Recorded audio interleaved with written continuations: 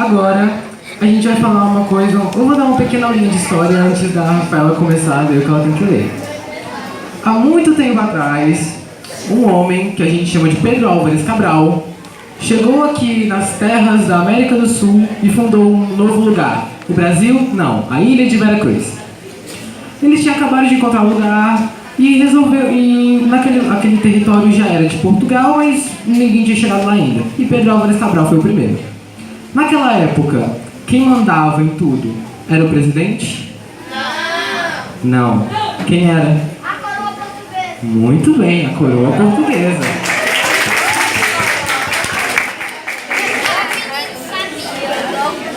Quem mandava naquela época era a coroa portuguesa. E a coroa portuguesa tinha algum interesse em cuidar do Brasil? Exatamente. A coroa portuguesa só queria explorar o que o Brasil tinha de melhor, levar a Portugal e deixar o Brasil sem nada. É o que aconteceu. Muito tempo depois, em 1822, um homem, príncipe, Dom Pedro I, nas margens do rio Ipiranga, disse independência ou morte. E naquele dia ficou proclamada a nossa independência da coroa portuguesa. Agora a gente tinha um presidente? Sim. Não. A gente tinha outro rei. Só que agora, em vez de rei de Portugal, era rei do Brasil mesmo. Era o imperador Dom Pedro I do Brasil. Passou mais tempo ainda. Agora, em 1888, um cara chamado Marechal Deodoro da Fonseca chegou no Paço Real, no Rio de Janeiro, e disse: agora é uma república. Agora a gente tinha um presidente? Sim, agora a gente tinha um presidente. Só que na época, não era bem como acontecia hoje. O presidente não era escolhido por todo mundo. Quem escolhia era só o povo rico, que era dono de fazenda, quem tinha muito dinheiro. Era esse povo que escolhia o representante do país. E isso era justo? Não! E por que não é justo? Porque a república é para todos votar. Muito bem, a república é para todo mundo votar.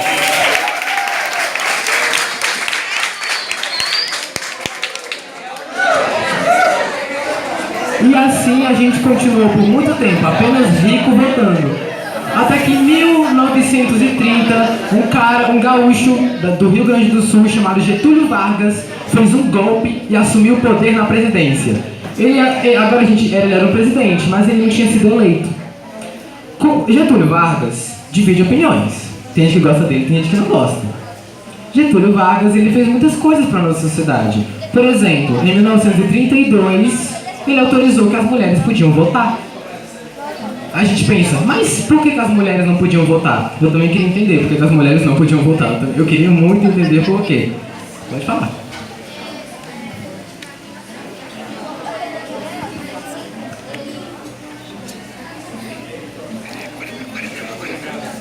Exatamente. E por muito tempo a gente continua assim, no que a gente chama de República Velha, que já passou, graças a Deus já passou. Aí então, em 1865, se eu não me engano, a gente tinha outro presidente chamado João Goulart. Só que ele foi expulso. Tiraram ele do poder. E quem foi que fez isso? Os militares, o nosso exército. E aí começou um período que a gente chama de ditadura militar. Nessa época houveram, se eu não me engano, 5 presidentes. Presidentes que não eram escolhidos pelo povo. Presidentes que eram escolhidos por eles. Nessa época não tinha voto. Nessa época não tinha liberdade de expressão. Nessa época, ou você concordava, ou você morria. Ou ia pra cadeia, exatamente. Foi o que a gente chama de anos de chumbo. Foi uma época difícil na nossa história.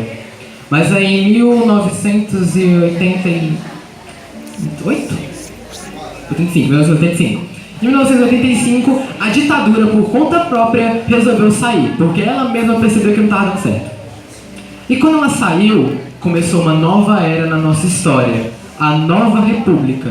Agora todo mundo podia votar, agora todo mundo tinha direitos. Homem, mulher, negro, branco, pobre, rico, todo mundo podia votar. Era uma nova era na nossa história, na história do povo brasileiro. Agora nós éramos iguais perante a lei, finalmente.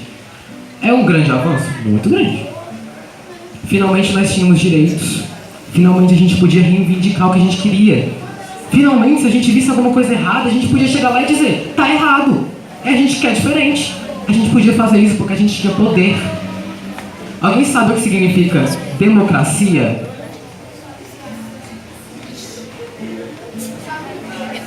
Alguém? Democracia, gente, é uma palavra que vem do grego. Demo significa povo e cracia, que vem de kratos, significa poder. Então, democracia é o poder do povo. Agora, na nossa sociedade, nós tínhamos uma legítima democracia. O povo tinha o poder. Não era mais um homem só. Não era mais o exército. Não era mais alguém que os ricos escolhiam. Era o povo que dominava. É o povo que mandava. E o povo ainda manda. É o povo que tem esses direitos. É o povo que pode reivindicar o que ele quiser. E como que o povo pode participar disso? Votando.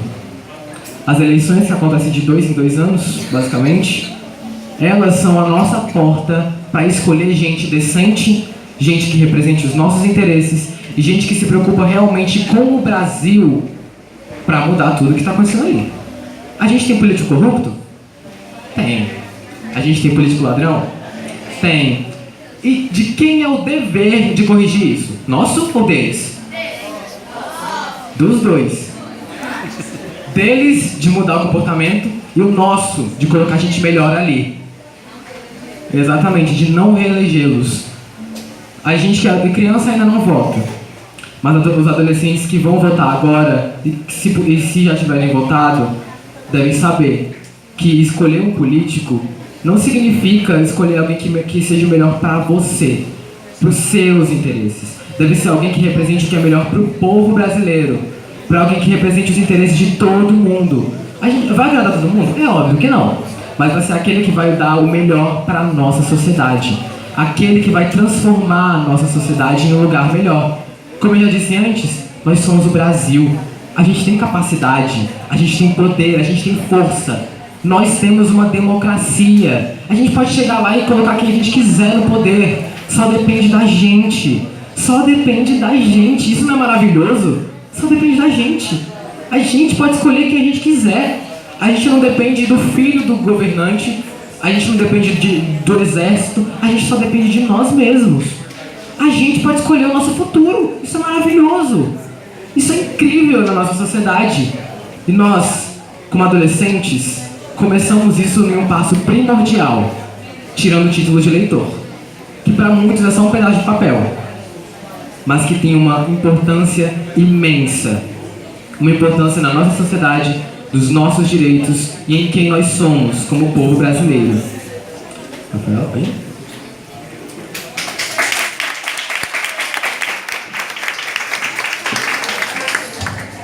Bom, tirar o título de eleitor é uma coisa que com 16 anos a pessoa tem que tirar.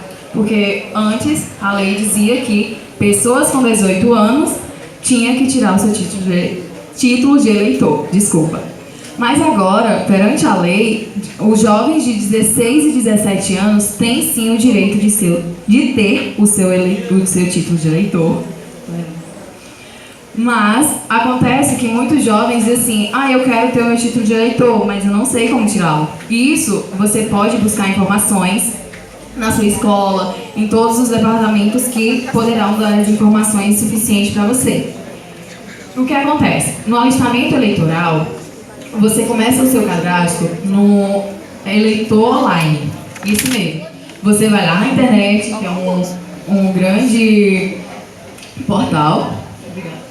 Tipo, você vai lá, você já está conectado lá, você simplesmente tira um tempinho, faz o seu primeiro cadastro lá, e depois você vai no título de eleitor, no tribunal de eleitor, para retirar o título, o papelzinho mesmo impresso, para você votar em quem você vai escolher para ser o seu representante, o representante de todos nós.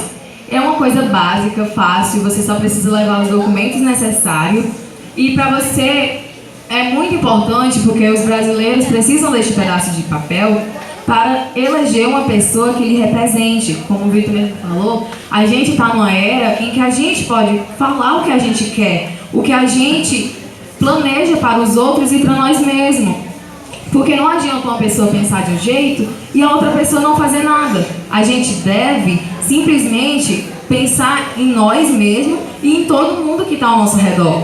A gente deve votar numa pessoa em que represente a gente, que não seja corrupto, muito impossível fazer isso, mas a gente deve fazer o quê? A gente deve escolher os melhores partidos na nossa opinião. E a gente deve pensar isso realmente com toda a sinceridade do mundo, toda a serenidade, porque é um fato muito problemático, porque você tem que eleger uma pessoa que vai lhe representar, mas você não conhece aquela pessoa. Aquela pessoa está ali lhe mostrando só propostas e você não tem a certeza que ela vai fazer tudo aquilo. Na hora de falar é bonito, agora na hora de fazer, cadê a ação? Não tem. Então a gente deve pensar mais de 2 vezes possível para você eleger o seu representante, o nosso representante. E um conselho que eu dou, vocês, jovens de 16 anos, procurem fazer o seu título, votem, porque quanto mais pessoas mostrando o que quer, melhor ainda.